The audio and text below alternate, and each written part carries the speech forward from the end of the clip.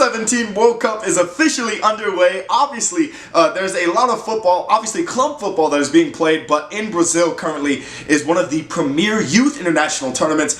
We've been waiting for it all year. It is the FIFA U17 World Cup in Brazil, and the host Brazil got it off with an absolute rocket of a game against Canada. This Canadian team is not a team that can just be tossed aside lightly. It's not the senior squad where they, struggle to compete in CONCACAF. This Canada team did really good in CONCACAF qualifying. They were third, just under Mexico and the U.S., which got them into this tournament. And unfortunately, they ended up having to face the hosts in the first game, which, to be fair to Brazil, they are one of the favorites of the entire tournament in the first place, so they came into this contest with a lot of emotion, a lot of fan cheering as well, and it helped them. I mean, 33 total shots on target.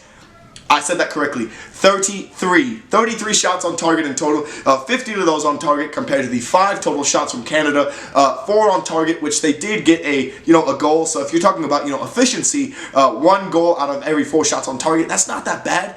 It's just that PEGLOW of Brazil, the premier number 10, the premier number 10 for Brazil, despite them missing a couple players that weren't released from the likes of Flamengo, Fluminense as well.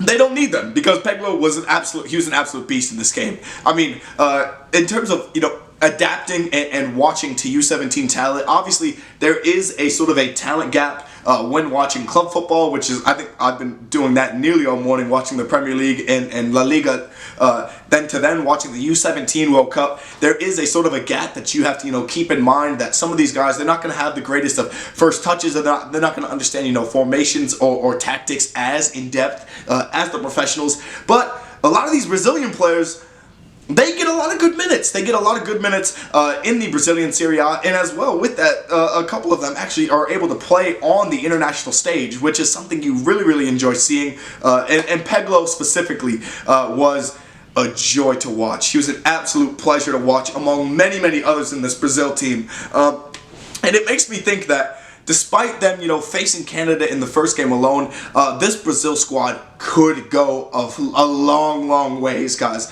They could easily, I think, make it to the quarterfinals of this tournament. Obviously, with it being 24 teams itself, it's a very tough competition. The World Cup is always a difficult competition. But with the defending champions, England, of the U17 World Cup, no longer here for the competition, it means there's going to be a new winner. And Brazil, who have won it 2 times, and Nigeria, who were also playing at the same time, having won it 5 times, they are both big favorites. I find it ironic that they're both playing at the same time, but I like it. I mean, I really like what this Brazil squad is able to do, and I think the Seleção will not ease their way into the knockout rounds, but I think they're going to fight hard. They're going to fight to get into those knockout rounds, to get deep into the tournament, and to represent well at home. It's something that Brazil have done really well on home soil throughout this 2010 decade. I mean, we're talking about the 2016 Olympics, led by Neymar, led by Gabriel Jesus, the 2014 World Cup, where they were at least, a 4th place during that tournament is really tough because of the Germany result,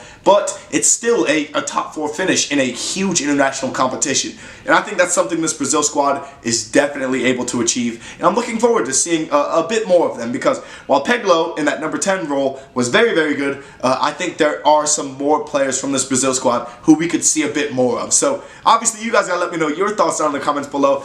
Canada, honestly, I don't see anything that was necessarily wrong with this game from Canada. It's just that they were relatively outmatched from the get-go. But with that being said, despite them playing Brazil in the first game of the contest, there is still a huge chance that Canada is able to qualify in this group and maybe even make the knockout rounds and cause a couple upsets. We saw it with the U20 World Cup over the summer. We saw it with the, I think it was the U21 Euros over the summer with Romania's U21 squad, providing a ton of amazing results back to back. And that's a tournament with only 8 teams.